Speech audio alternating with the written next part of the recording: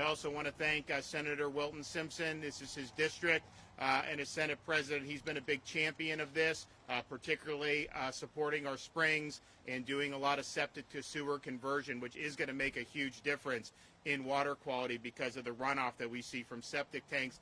I also want to thank Speaker Chris Sprowls for all his support for Florida's initiatives to make sure that we're protecting and improving Florida's water resources. Now, a couple months ago, we went to Brevard County and announced $114 million for 16 wastewater improvement projects with a focus on projects benefiting the Indian River Lagoon. And these awards were the first projects funded through the Wastewater Grant Program, which provides grants to improve wastewater infrastructure in specific areas of the state, including within a Basin Management Action Plan, which we call BMAPs.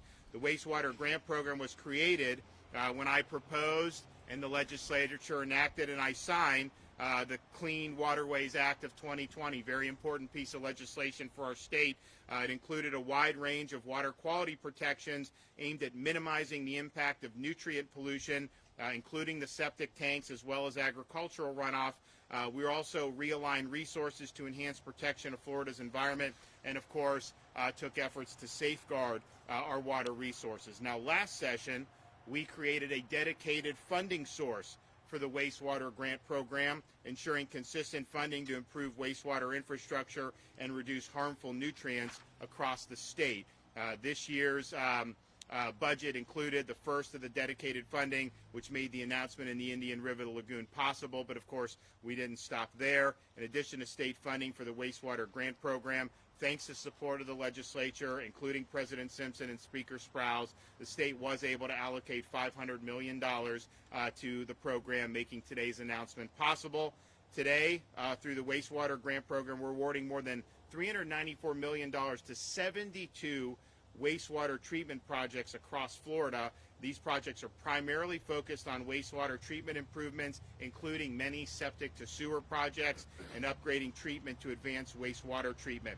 And it's amazing what they can do as you get these improvements to do the advanced wastewater treatment, and we've done that, and we can have DEP talk a little bit about that. All the projects funded through the Wastewater Grant Program will reduce nutrient pollution in key water bodies across the state. The 72 wastewater projects are expected to reduce total nitrogen statewide by more than 619,000 pounds per year. That's a lot. That's a big deal. Florida's home to, of course, the best springs in the country. Weeki Wachee Springs is historic. It's phenomenal. And this is one of the deepest known freshwater cave systems in the United States. Our springs can support entire ecosystems. Of course, they offer great recreational opportunities, and they serve as economic driver for communities because people want to come. Our springs also face complex threats, including excess nutrient pollution. And so what we're doing with the 28 Springs project, that is expected to reduce total nitrogen by 70,000 pounds per year just across 28 projects. So again, that's a really, really big deal. Since I took office, my administration has taken historic efforts to support Florida Springs. We've dedicated $225 million to efforts to achieve restoration goals, and we will continue to provide resources to restore our springs. We also have the small community wastewater grants. Those are for fiscally restrained counties and rural areas of opportunity. Just out of that $20 million that we're putting into that, you're going to reduce nitrogen by 24,000 pounds per year. So that's going to make a huge difference in those rural communities and the fiscally constrained communities. So we appreciate the fact that from day one of our administration, we've really been proactive. We've been on offense. We've been racking up a lot of key victories along the way. I had said that we were going to do historic funding for Everglades restoration and water resources, and I said we're going to do $2.5 million over 5 years. We've already done through 3 years over $2 billion of that, and so I think we're going to end up with far surpassing even my ambitious promises, because a lot of people said it just couldn't be done. So we're going to be we're going over my budget for next year right now. I'll be making some announcements over the next few weeks, but we will do a strong environment announcement and I think people are going to be really, really impressed with the progress that we're making. We also like the fact that we do have these dedicated funding streams. Now, every year for wastewater, we also started the Resilient Florida program. We put a lot of money into that anyways to seed it, but then we have a dedicated stream of revenue going into that. So we're really taking all the important issues and we're addressing them, and I'm really happy because I think this is going to be a big deal for Florida, and I want to let some other folks come up and say a few words. I want to thank Sean Hamilton for all his hard work. This is when we're doing all this, it's not an easy job because you have something every day that we're pushing for, very high paced, and he's been a wonderful leader for the department. So Sean, you want to come up? Thank you, Governor. And I must say the Governor, when he says high pace, I think that might be an understatement.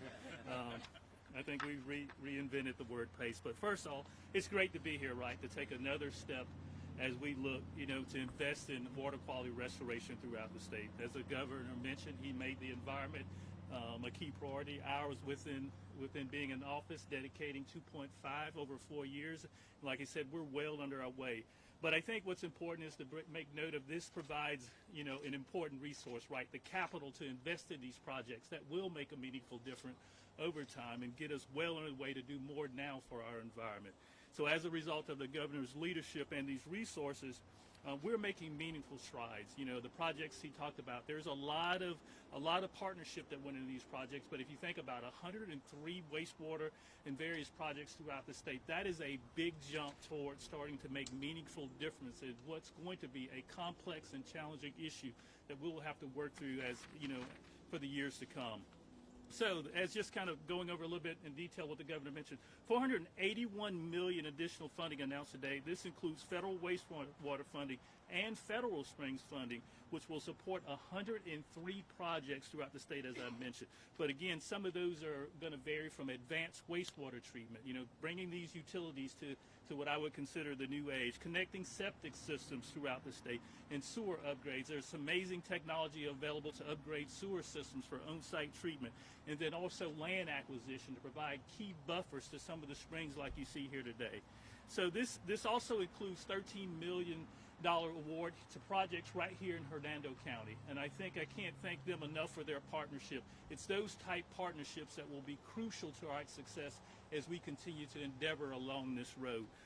But now, by the numbers, we're expecting, for this project to fund the conversion of 224 homes just here in the county alone, but also set the stage and create infrastructure to be able to target the remaining 3,000 that are still remaining here in the county. Again, important steps to the long road to recovery of some of our key resources. And so again, in closing, I just want to thank the county again for their support and again being great partners, and I look forward to working with them as we continue to do more to protect Florida together. Thank you. All right. Dr. Raines? Well, thank you for the introduction, and thank you for the invitation to join you on this historic day. When Governor DeSantis took office in January 2019, he laid out a bold vision for our water quality future, and then quickly set about to undertake that vision. Executive Order 1912 had a lot of provisions, one of which was creating my position, the position of the Chief Science Officer, also creating the Blue-Green Algae Task Force with whom I work closely. The task force, if you're unaware, is 5 independent world-class scientists who are charged with using the best available science to help the state better understand and overcome our myriad water quality challenges. Their recommendations in the consensus document of October 2019 formed the scientific foundations on which Senate Bill 712, the Clean Waterways Act, and other changes to policy, practice, and procedures have underlain. And all of that leads us to where we are today. I mean, the projects that are being announced here today are exactly the kinds of projects we need. They will result in demonstrable water quality benefits, and with the securing of long-term funding, we can see these not just as an endpoint, but as a new beginning. And so I look forward to working with Governor DeSantis and all our many stakeholders as we continue to secure our water quality future that we all desire. Thank you. All right. So today is November 9th. What is in 13 days? Tell them what's in 13 days. My birthday. Her birthday, November 22nd. So, how old are you going to be? 5 years old. And what do you want to go see here before we leave? The mermaids. So we're going to work on getting her to see some of the mermaids. And she's seen them before. And what do you have? Remember you told me what you got from the mermaids last time? A mermaid wallet. So she likes being here. So we're looking forward to her turning 5 and happy to be here. Take some questions if you guys have any. Governor, what does the improving water quality mean for the local communities like Hernando County, not just statewide, but even down to your little girl here? Oh, yeah, no, this is what Florida's quality of life is all about. This is what our economy runs on. I mean, people come here. You look at this is not, you can't find this anywhere else in the country, really. So this is unique. We're blessed to have it, and we have a responsibility to leave it better than we found it. But I do think it's an economic driver. But even apart from that, this is just really integral to what these communities are all about. And so I recognize that having grown up. I grew up in Pinellas County. We made our way to Weeki, Wachee Springs when I was a kid. I remember doing that. And I'm sure someday you'll be swimming in the springs. Would you go swim in the springs if we took you with the mermaids? Yeah, so she would do it too. So we'll do it, and it really is special. Yes, sir. Governor, there's several infrastructure press conferences going around in the Tampa Bay area today. We heard your answer yesterday about the infrastructure bill, but what are some of the top projects that some of this federal money can help? I don't know. I think we're going to have to see. I mean, one of the things, obviously I'm not in Congress. I was not apprised of everything in legislation. One of the things I am concerned about, which I think people should look at, is it seems like there's like a disproportionate amount of money is going to like New York and New Jersey, and that Florida is not getting a really significant share out of over, $1 trillion. I mean, they're saying we're going to get, what, 20 billion? Like, that's not a lot compared to how big, the state is. And so I'd like to know more about that. Is Florida being treated well in this, or are they basically funneling money to a bunch of very, very high tax and dysfunctional states? Because if you look at what they did with the COVID money from this year, Florida got penalized. We got penalized because our economy was actually doing much better than the lockdown states. So we got less money than our population. And look, we'll make do with whatever, but if you're going to do money, then it should be done fairly. And we got less than our population. Other states that had more lockdown and high unemployment, they got more money than their share of the population. And then to top it off, what they did was they said, okay, if your unemployment is within 2% pre-COVID, you only get half the money now, and we're going to send you the other half next year. So we used some of the money, but we don't even have access to the rest of it. So I hope people will look at that and provide some analysis on how does Florida make out compared to these other states? Because I think if you're somebody that's elected to represent Florida, the last thing I think Floridians want is to funnel their tax dollars to New York and California. They're actually talking about doing massive tax cuts for wealthy people in New York and California by doing this SALT deduction, which basically benefits high income tax states. I can't believe they would actually do that, but I think they're trying to do it. So doing what's best for the country means treating folks fairly. So I'd like to see that. I'd like to see what exactly is in store. And I'd also like to know what's the bureaucratic process for some of this stuff, because some of this stuff gets ground down in the bureaucracy. I think what we've tried to do in Florida with our work program is move as efficiently as possible. When we had disruptions in COVID, we made up for it and actually gained some ground on some of the projects. And then, of course, my Job Growth Grant Fund is very good because it's very nimble, and I can go, and if there's big projects that are being done, I can put a few million and get us over the hump. And I think we're going to continue looking to do that to really make an impact, and we already have. I guess one of the funding sources is that they're going to provide money to provide reparations to communities that were broken up by Interstate 275.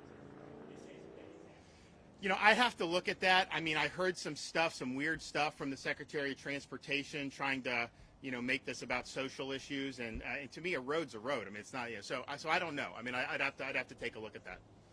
Okay, well, we appreciate this. This is really exciting. I think it's going to make a big difference for springs and water quality all throughout the state of Florida. And I think we're on a hunt to try to find some mermaids, right? All right, let's go. Come on. What's her name? Madison. Madison. Yep. Have a good day. See you guys.